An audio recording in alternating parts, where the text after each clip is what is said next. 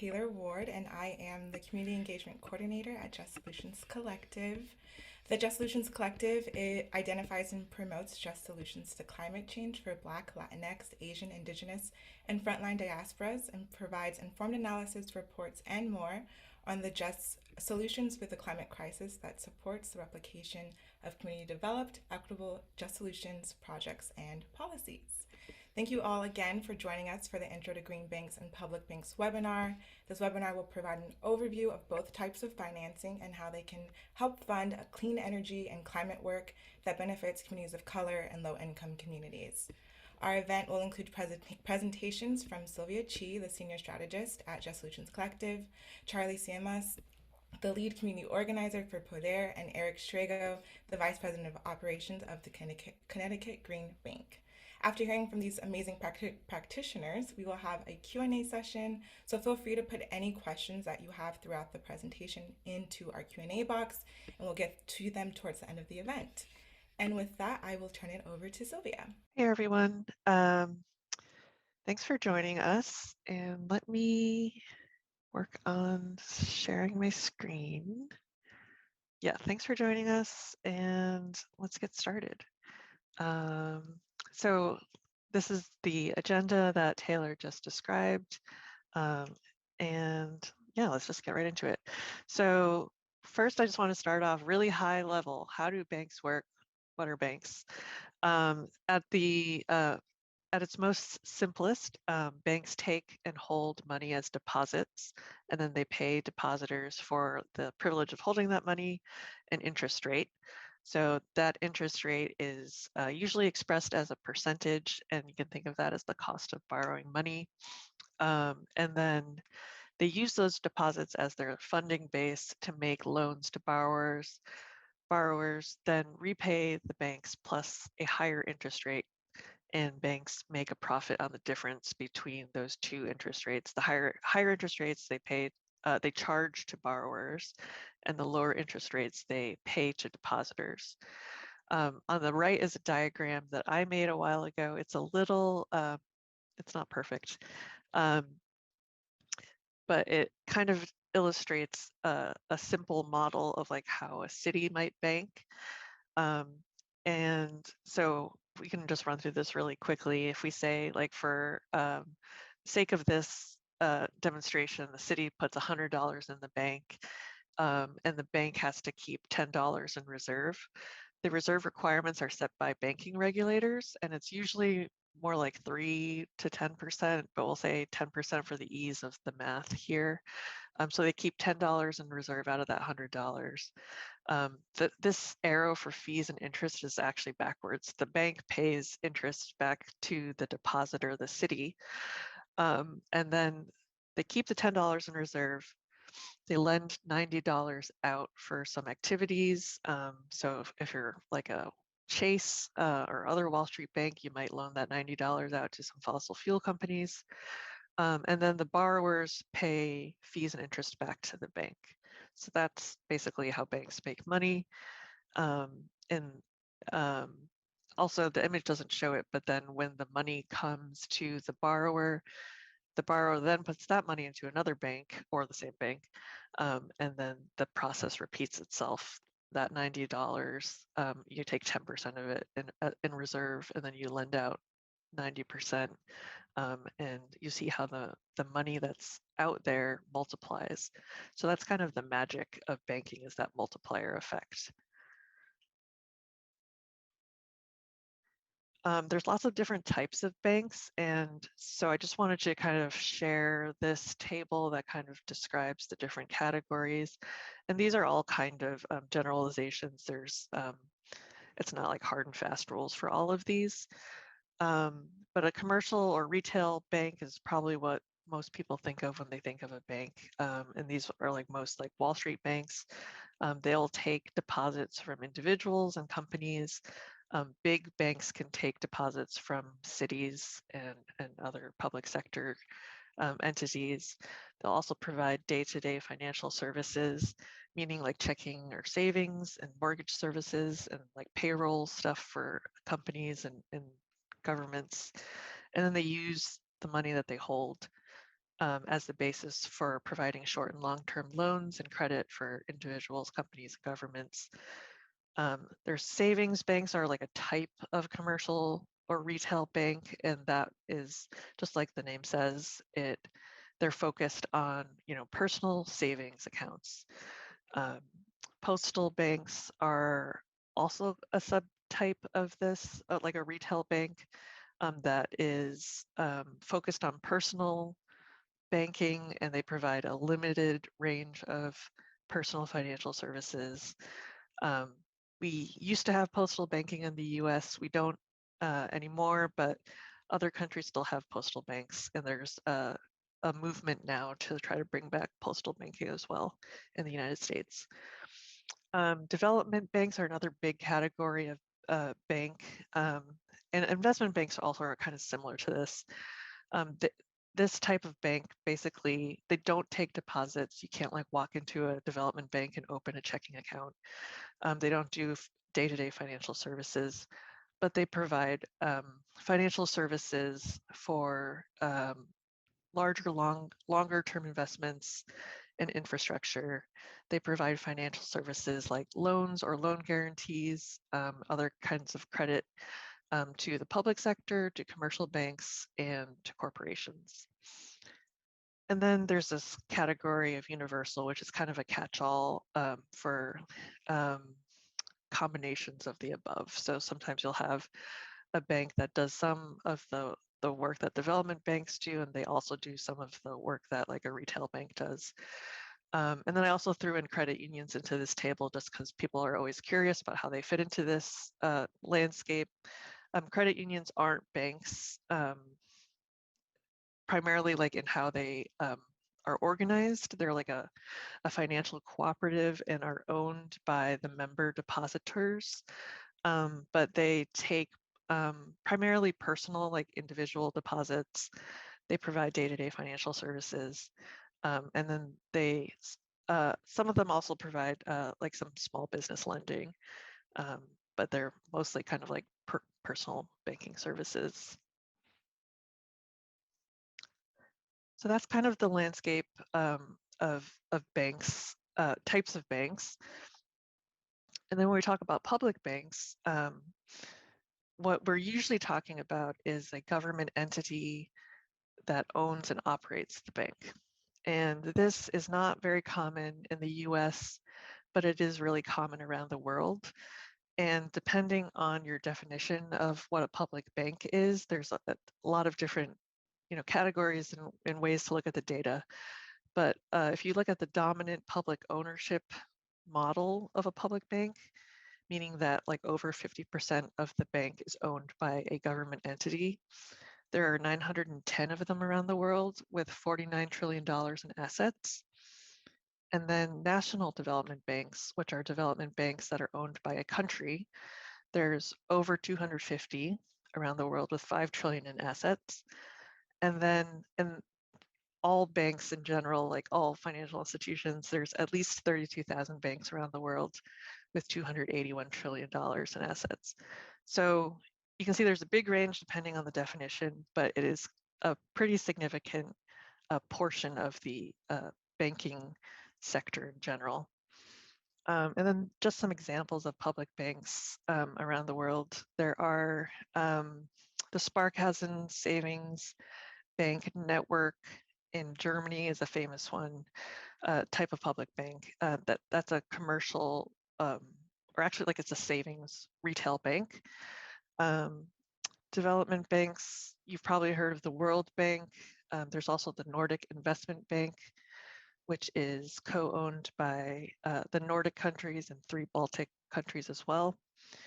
And then there's Universal, there's that kind of hybrid model. There's the Banco Popular in Costa Rica and the Taiwan Cooperative Bank. There's a lot more, those are just some examples. This is getting a little theoretical. This comes from this book called Public Banks, Decarbonization, Definancialization, and Democratization.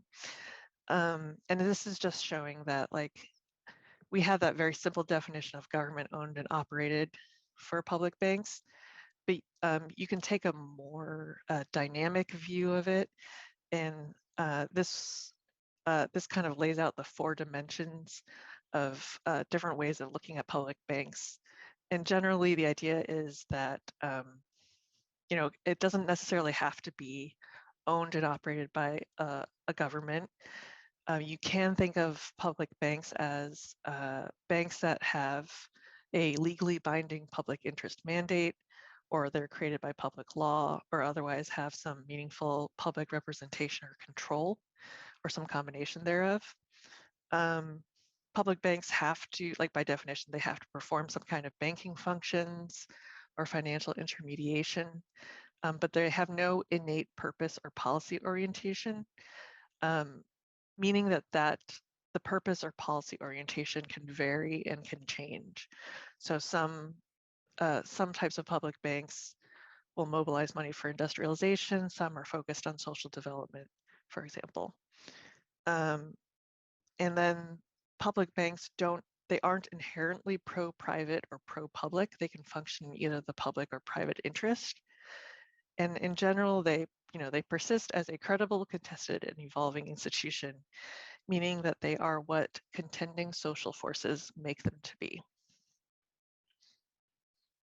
So that's public banks. And then the question that I always get asked when I talk about public banking is, what are green banks? And the very short answer is that green banks are a subset of public banks. And unlike public banks, they have a specific purpose, which is financing the deployment of renewable energy, energy efficiency, and other clean energy and green infrastructure projects. And it's usually in partnership with private lenders. And green banks are usually capitalized with public funds. They could be also capitalized or have some of the capital contributed from private sources. And generally, they offer loans, issue bonds, and provide other financial services to close gaps in private capital markets to finance clean energy and infrastructure. So they're typically designed to work in public-private partnerships, and they're generally fall into the development bank category, so they don't hold deposits. So some examples of public and green banks in the US, there's several green banks in the US now. This is not an exhaustive list. These are just some examples. And the California iBank and the Rhode Island Infrastructure Bank are more infrastructure focused, like their name suggests, than green banks. And then public banks, there's really only 2 examples in the US. One is the Territorial Bank of American Samoa, and that opened a couple years ago. And that's kind of a special case because the government opened that because there was like only one bank that was servicing the territory, and they weren't really able to meet the banking needs of the territory. So they opened a public bank that's owned by the government, and that basically functions like a regular commercial bank. And then the Bank of North Dakota is the other main example. So the Bank of North Dakota was established in 1919 and has been going strong since then. It's primarily a wholesale bank, not retail. And they partner with local community banks and credit unions to provide small business and community development loans. And then the only kind of direct retail services they do are student loans and refinancing student loans. And this graph here of the small business lending, it just shows how the community bank ecosystem in North Dakota is considered really strong. And that's in part because of the support of the Bank of North Dakota. And that's in contrast to pretty much all the other states, because just like many other industries, the banking industry has a crisis of consolidation where like Wall Street banks are coming in and gobbling up smaller banks.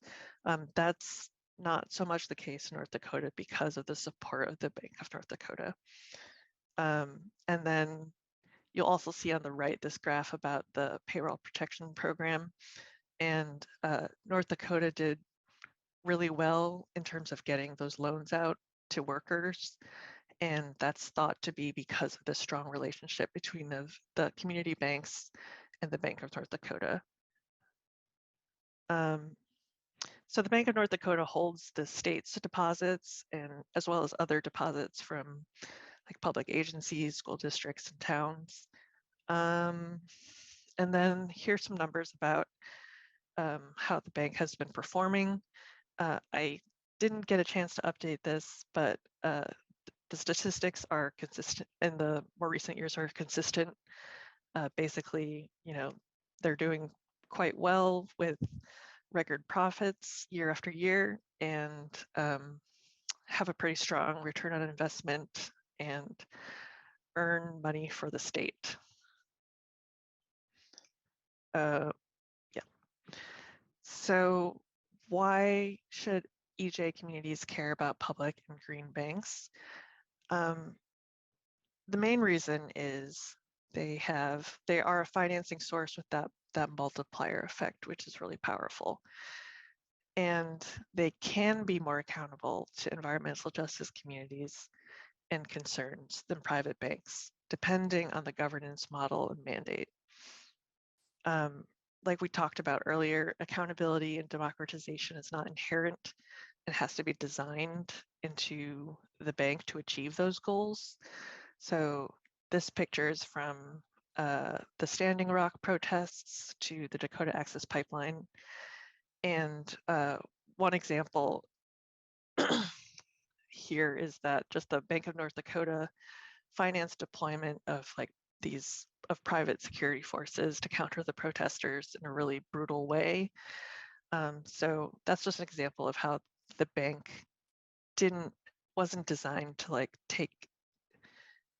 take into account that treating protesters humanely. So that's just something you need to build into the design of a public bank.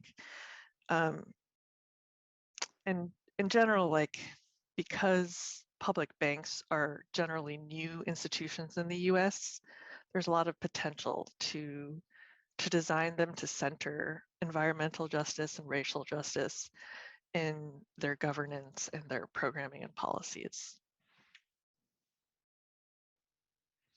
And then this diagram might be familiar to some of you. This is showing a framework for just transition from an extractive economy to a living economy. And public banks can be a tool for enabling that just transition by both stopping the bad by taking money out of the big banks that are funding fossil fuel companies, while also building the new, and that could be investing in community solar or energy efficiency retrofits and affordable housing, things that are hard to fund and finance in the current system, but benefit regular people and especially members of EJ communities. And at the same time, it changes the rules about finance and bringing power to the local level and closer to the people. So we know that people and communities want to take action and invest in climate solutions, and what's stopping them is the lack of money and power, which public banks can help address. So there are emerging public banking movements all around the country, including in New York, Philadelphia, Massachusetts, Oregon, and Austin, Texas. But I will talk now about public banks in California. I was part of the successful effort to legalize public banking in California, as was Charlie. In 2019, we were able to pass AB 857, the California Public Banking Act, and that creates a licensing framework for local public banks. And then the regulations implementing that were just finalized in September. And this whole act was sponsored and developed by the California Public Banking Alliance, which is a volunteer-driven grassroots alliance of local public banking groups all across the state. AB 857 public banks are based on the Bank of North Dakota model, so that they're going to be primarily wholesale, not retail.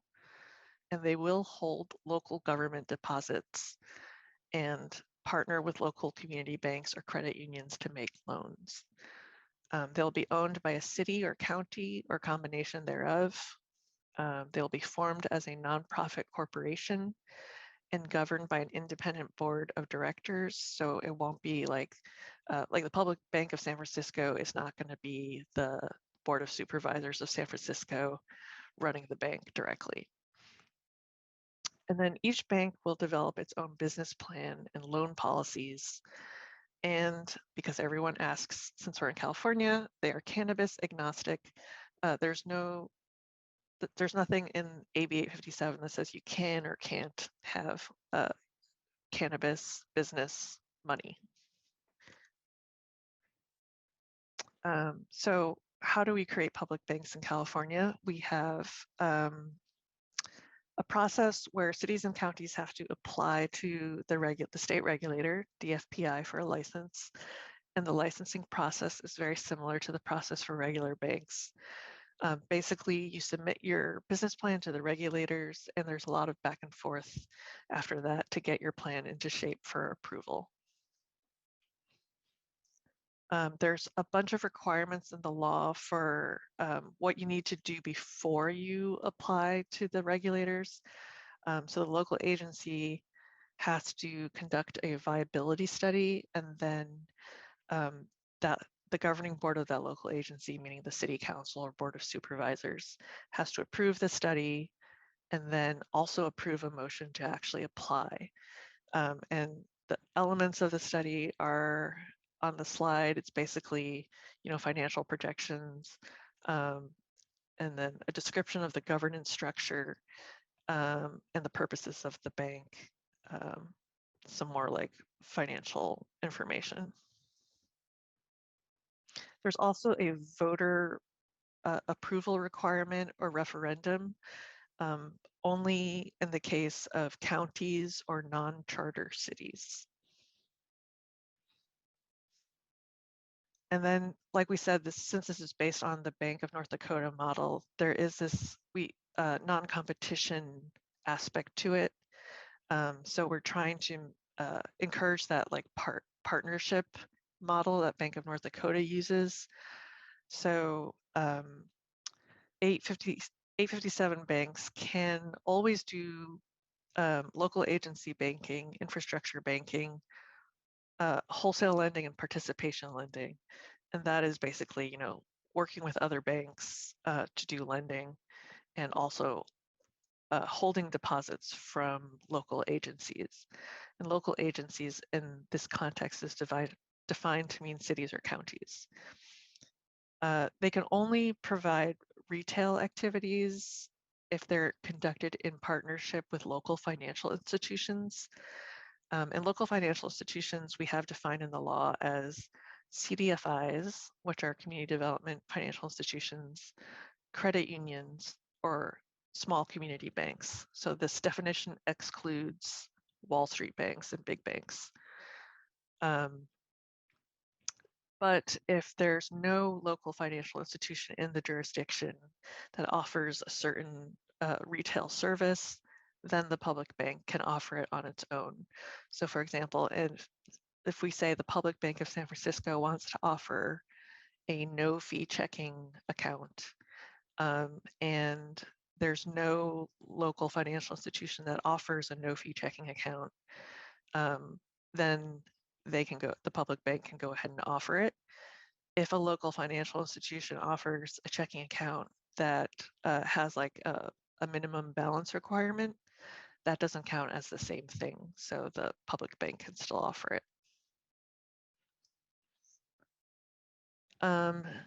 So the current status in California, lots of things are happening.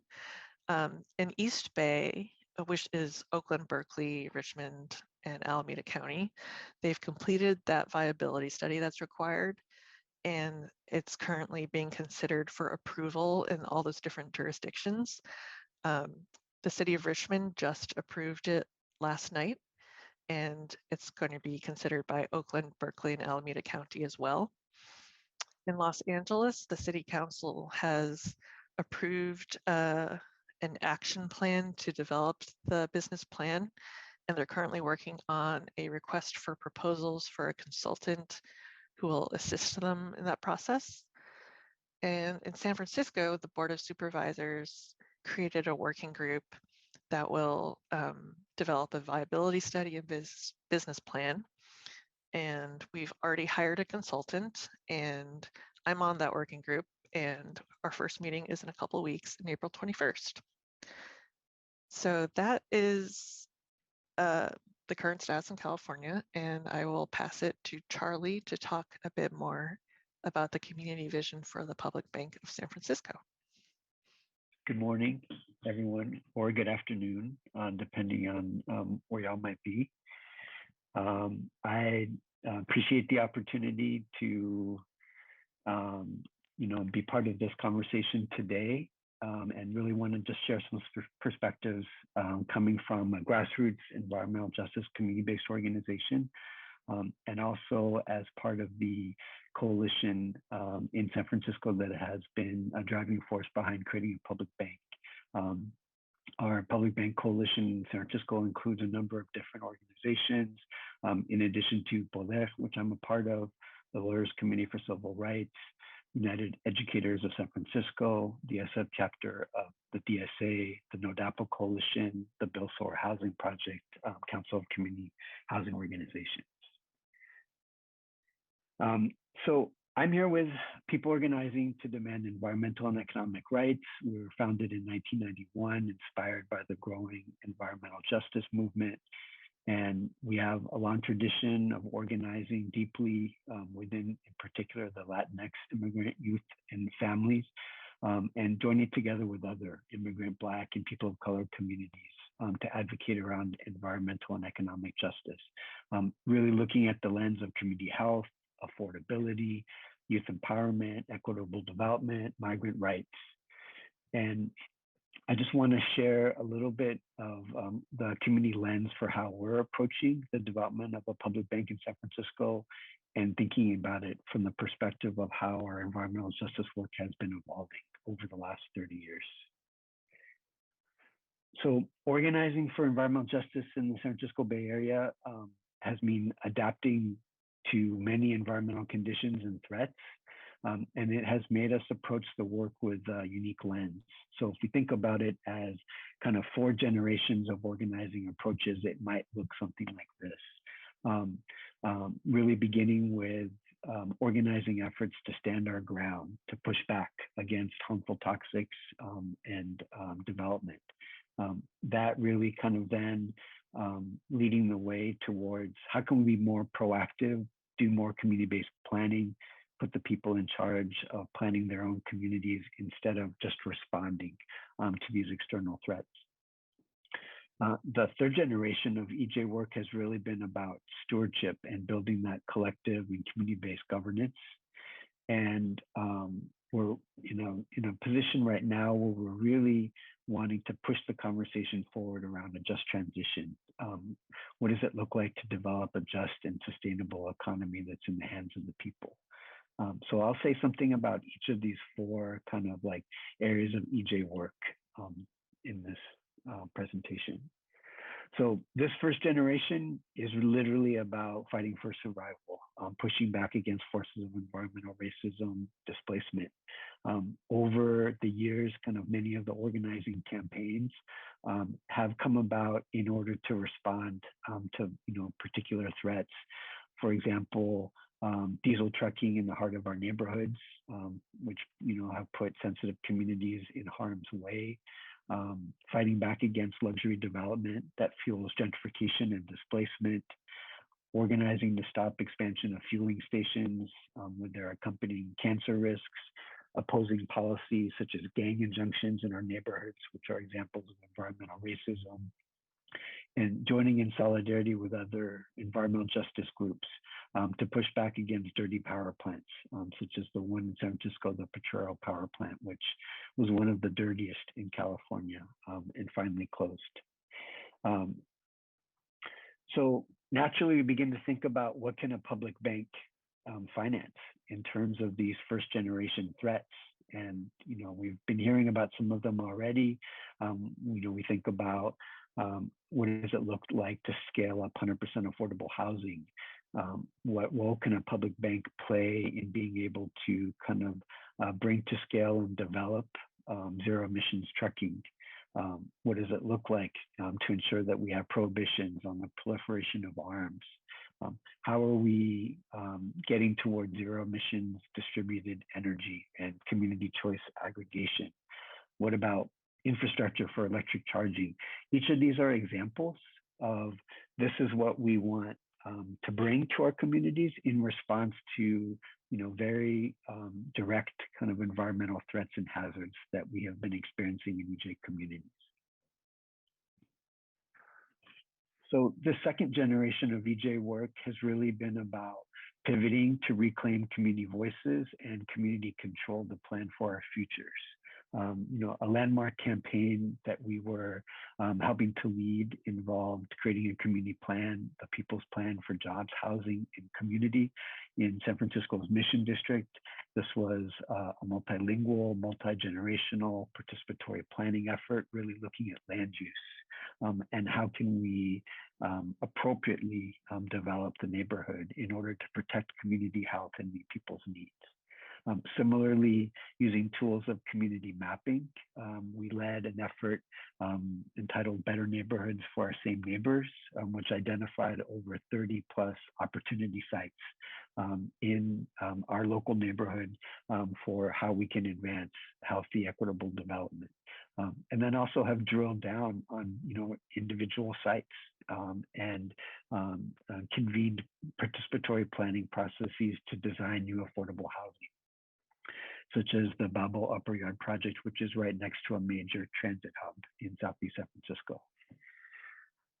And so again, thinking about what role can a public bank play, we think about how are we financing 100% affordable housing? How are we supporting local enterprise that can, take root in all of these different opportunity sites, really thinking about locally rooted businesses, cooperatives, micro enterprises, what will create opportunities for community members in our neighborhoods.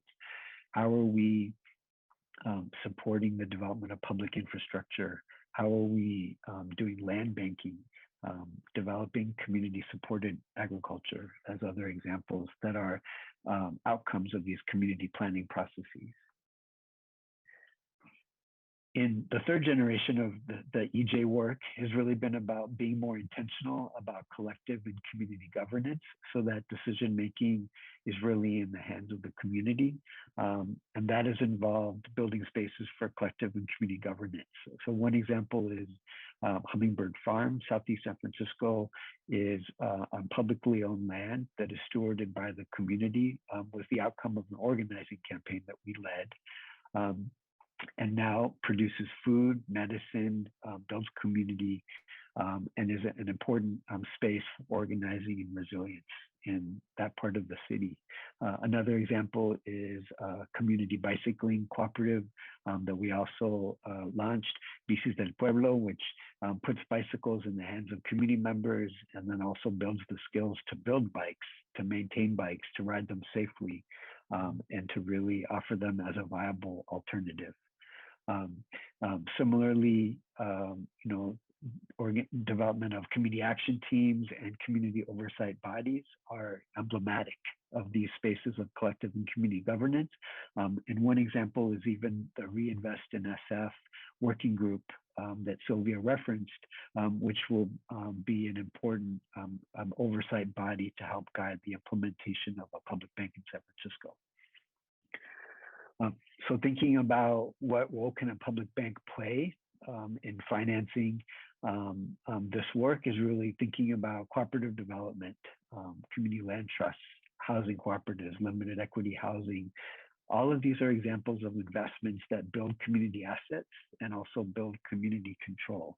And there's so much more than kind of what's listed here, but really wanting to be intentional about how a public bank can bring these different strategies to scale. And in this fourth generation, which is, more of the moment that we're in is really about how are we getting from where we are to where we need to be, transforming the systems of economy and governance. We've been involved in organizing efforts over the years, such as defeating California Proposition 23, which would have repealed the landmark climate change law to cut greenhouse gas emissions in California, have been involved in efforts around the Emerald Cities Collaborative and building electrification, and really see public banking as one of those examples of how are we reclaiming public finance so that we can center environmental and socially responsible investments. So then again, public bank, what can we do?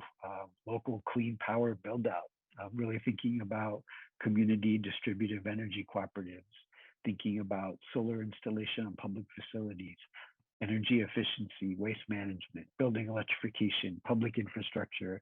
There's many opportunities that aren't currently well served by kind of private banking institutions that public banks could bring to scale and more attention. I wanted to kind of lift up these kind of principles that were developed through the San Francisco Public Bank Coalition as kind of guiding principles in the work moving forward. And they include public ownership, community wealth building, a focus on underserved communities, indigenous rights, public welfare, local control, prohibitions, really thinking about divesting our public monies from investments that fuel the climate crisis or mass incarceration, gentrification and displacement, cooperation with community banks, accountability and transparency. I wanted to provide this kind of lens that's similar to the framework that Sylvia shared, and really want to lift it up as an alternative to how we might think of creating a community looped economy. So in this example, as local cities or government entities develop their revenue base, those deposits, which traditionally will go into Wall Street banks, are then invested outside of our local communities, often in extractive or speculative investments. And this generates profits that generally go far away to individual shareholders.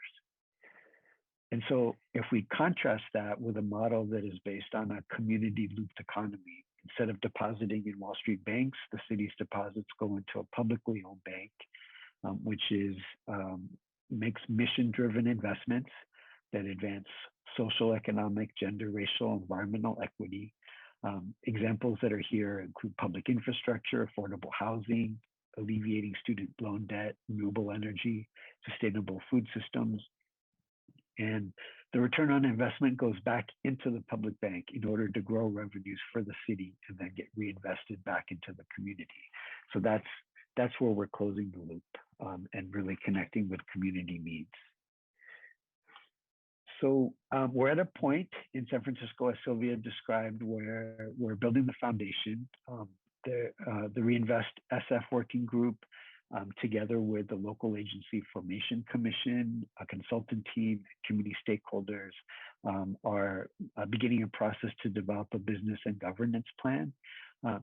Under the ordinance that was passed by the San Francisco Board of Supervisors, it really outlines prioritizing investment in affordable housing production and preservation, local enterprise and public infrastructure.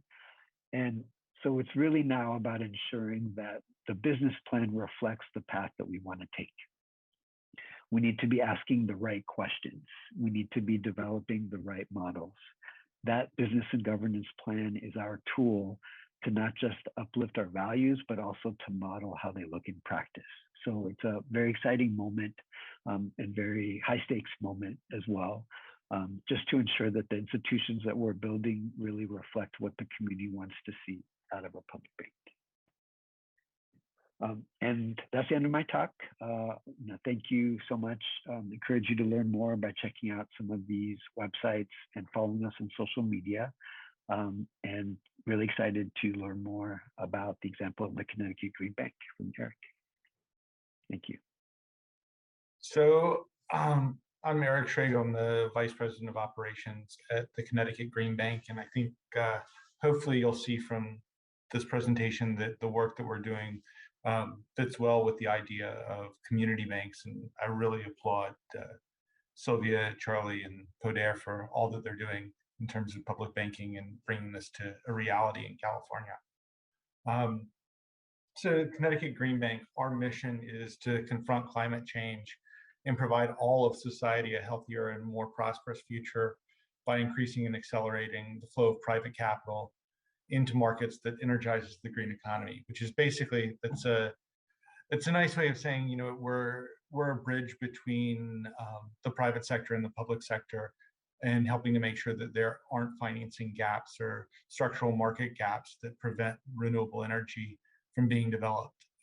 And our goal is to increase the investment that's currently taking place in Connecticut to fight climate change from what a couple of years ago was about $80 per person to get that up to about $800 per person per year, which is in line with the Intergovernmental Panel on Climate Change's analysis of what's needed to stave off the worst effects of climate change. In terms of deploying this mission, we're guided by our vision, which is a planet protected by the love of humanity, which is basically something that we take as, you know what, we have to remember the human side of everything that we do. So thinking about this, what does this mean for the community? And we really are trying to strengthen the communities in Connecticut, and especially the vulnerable communities. So, you know, communities with historical issues with environmental justice, low to moderate income communities, communities of color. We want to make available and accessible the benefits of the green economy, be that clean power generation, energy savings, as well as investment. And we have a target that by 2025, no less than 40% of our investment and benefits are accruing to these communities. So just a little bit about the Connecticut Green Bank. We are a quasi-public state agency, which means we were chartered by the Connecticut General Assembly, Public Act 1180, and Connecticut General Statute 16245N for whomever is interested. Way back in 2011, we are the first public green bank in the United States. There's an organization in Michigan which was founded about the same time with similar aims, Michigan Saves. The first green bank in the world was the United Kingdom's Green Investment Bank. So as the leader in the US, we feel the focus on us oftentimes, but our focus is clean and renewable, or has been clean and renewable energy. And this has been driven by statute of what we're allowed to do, which is pretty exhaustive of a list of activities, but our focus has been renewable energy, energy efficiency, as well as alternative fuel vehicles and the infrastructure surrounding them. And the way that we work is we do get public support. There's a small fee, which basically equates to about $7 per household per year that's added to customers' electric bills that comes to us to support our operations and our programs. We also receive some money from the Renewable Greenhouse Gas Initiative, which is the regional cap and trade program that is part of limiting the New England's emissions. We have had some federal support previously through some competitive grants, as well as some non-competitive awards. So the RSF funding that came from the Recovery Act way back in 2008, that got passed around for a lot, and eventually some of that came to us.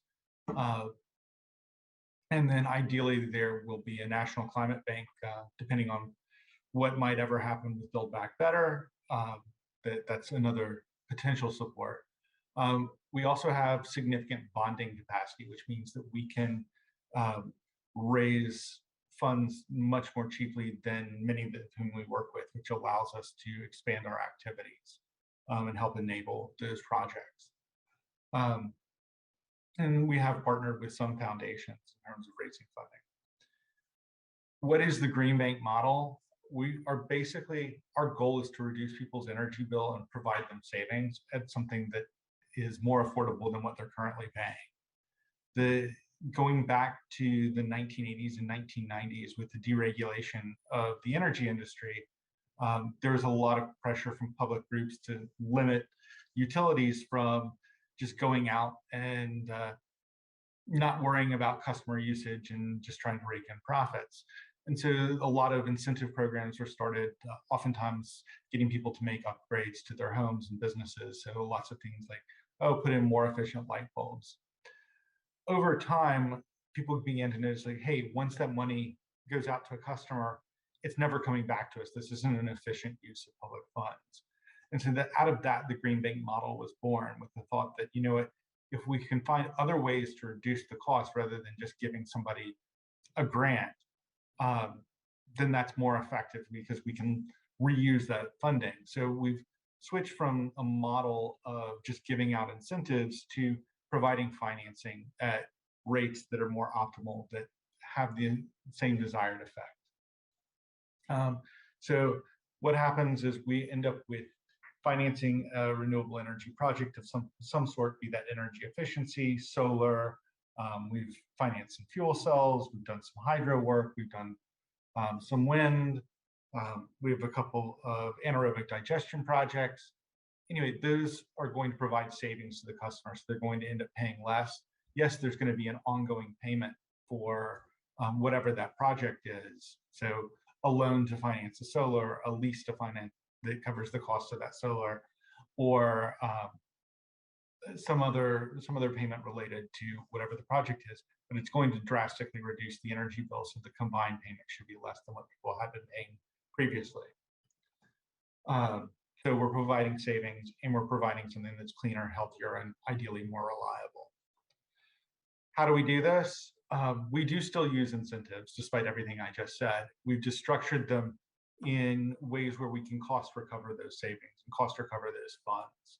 So we just completed the program. We have been the administrator of the state solar incentive program for residential users. We have a fairly complex way that we cost recover the incentives that we pay out. It's a declining block incentive. So that means we're transitioning the market, so there's less and less of an incentive that's paid over time, so that ideally solar can stand on its own. People get the benefit of moving along that experience curve of everybody involved. The next tool in our wheelhouse is co-investment, where we just use our funds to invest along somebody, generally at rates that are below everybody else, so we're overall reducing the cost to the borrower. Credit support will issue guarantees, or we'll find another way to enhance somebody's credit. We do this often with our flagship residential product, which is the Smarty loan, where we're ultimately putting up a loss reserve for those borrowers as insurance in case there's any default. And there's a great webinar that's competing with this one, where we're talking about the results of the Smarty loan. And we've basically had record low defaults on this. So basically people are borrowing for upgrades to their homes, new insulation, new windows, new appliances, solar, car chargers. And we came into this with the hypothesis that, you know, these are real, like, compared to other unsecured loans, these are really safe investments. People are borrowing for a purpose. They need a new boiler. They need new insulation. They're reducing their cost. So there's a higher likelihood we're going to get paid back. And ultimately, what we're presenting today with the National Renewable Energy Lab and the Department of Energy is this is beyond proving that hypothesis. And then the final tool in our warehouse, or in our wheelhouse, is warehousing, where we're acting as an aggregator of projects, or an aggregator of activity. And we do this a lot on the electric vehicle charging side, where we're not necessarily financing we're deploying those chargers, but we're working with those owners to help them what would be an aggravatingly obnoxious process on their own. We're basically helping them generate new income out of those chargers by monetizing those carbon credits. In terms of impact, we've deployed, this says 165 billion or 1.65 billion. We're actually well over 2 billion now in terms of investment.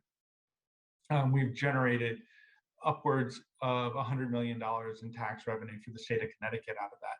We've generated, I think the number is north of 28,000 job years now. Sorry, my numbers are a little out of date. I took last year's slide.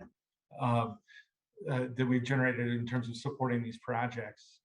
We've created these jobs. We've helped clean up the air.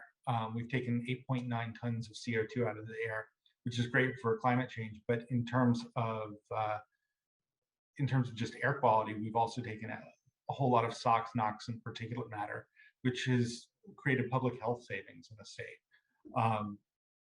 We've touched the lives of 55,000 families and 375 businesses. And for that, we were awarded the Innovations in American Government Award from the Kennedy School at Harvard, which, I mean, this is kind of like the Oscars for government. So we're pretty stoked about that. And looking at all of this, I'm going to jump back to 2015. We started to notice that a lot of the benefits and a lot of our activity was really focused unintentionally was accruing to more affluent communities rather than low to moderate income communities. That's who was getting solar at that point. And so we did intentionally reached out with an RFP and said, we really need a provider or a partner to join us in helping reach these communities. And ultimately what we found is we needed a specific product. And so we brought in a company called Posigen and launched our Solar for All initiative, which really helped our flagship solar incentive program reach those communities. And so we've gone from a state where we've had a huge disparity in terms of who's getting solar to now we're beyond parity. We're more rapidly deploying solar in communities of color, low to moderate income communities across the state. And we're finding fewer and fewer projects that we're supporting are in those more affluent communities. And I mentioned at the start of this that we had our Justice 40 target.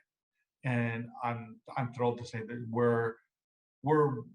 well, that's for by 2025, we're really approaching that. I think we've exceeded it in terms of investment.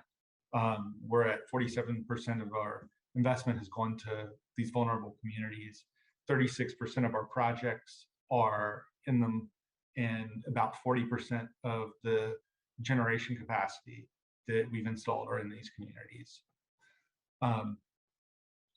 But we're not done. I want to flash back really quick to, this is a picture from Teddy Roosevelt, and this is probably the only picture of a presidential motorcade in an electric vehicle.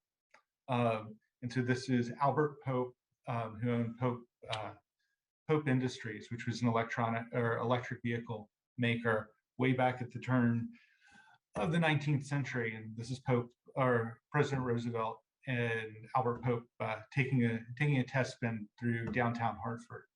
And this is just to remind us that the state of Connecticut has we've had a lot of innovation, and we're looking forward to what else we can do to stir the green economy locally as well as nationally. Last legislative session, our General Assembly decided to expand our mission from not just clean energy, but to all of environmental infrastructure. And I have here a picture of what's called the Freeman House in the foreground, and behind is a natural gas power plant in downtown Bridgeport. The Freeman House was the centerpiece of a community known as Little Liberia that started to form in the 1820s and really became almost like a Black Wall Street throughout the 1800s and early 1900s. It was a vibrant community. This house was a stop on the Underground Railroad. Ultimately, time change in the community is now an environmental justice community, as one might guess from the photo. And with our expanded mission, looking at environmental infrastructure, we're really trying to figure out how else we can help these communities. How can we leverage the existing green bank model and bring the same tools as well as additional ones to tackle the problems of water, of land use, of pollution. And so we're really looking forward to figuring that part out. And finally, we want to make sure that investment into the green economy is something that everybody has the advantage to participate in. We've issued small denomination mini bonds over the past year to really crowd in investment and make the dividends from our investment available to all. So with that, I will hand things back to Sylvia. All right. Thank you, Eric. We are at time, but if folks have time to stay for just a couple minutes, we can try to answer a couple questions. I'm seeing a couple questions in the chat from Arjun to Eric about the default rate for one of the programs you mentioned, and also what interest rates does the bank charge for typical renewable energy or weatherization projects? Okay, so default rates. I don't actually have them in front of me, but I mean, let me circle back exactly with what we have and what's in the paper. So I don't want to contradict myself, but we were expecting, I think, initially like a 4% default rate, which would have been below typical unsecured lending. And we've been well below that. So in terms of rates that we charge, so for our retail lending, we don't actually do that. We aren't set up to be the lender. We're acting as the insurer for a group of community banks. So most of them are credit unions or small community organizations, as well as one CDFI. And so we act as insurance. The rates, we provide guidance on them of where we'd like to see them be. But we aren't the ones that are necessarily setting that. In terms of where we are doing direct lending is much more in the commercial and industrial and institutional space, where our rates are closer to market rate. In terms of our flagship product there, are for lending, rates are at the moment, everything depends around how much you're borrowing and the duration, but I think we're ending up at about 5 to 6% for around 20-year money is what I believe for CPACE. And for non-commercial PACE lending, a lot of that's very deal specific based off of what the duration is and what we see as the risk. Great. And then I see Earl has his hand up. I can't figure out how to unmute you. Can you do that, Taylor? Am I unmuted now? Yes. Yeah.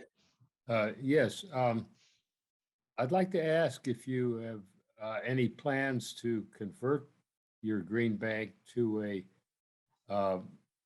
a deposit taking bank, or what might be called a real bank that can create new money when it makes loans.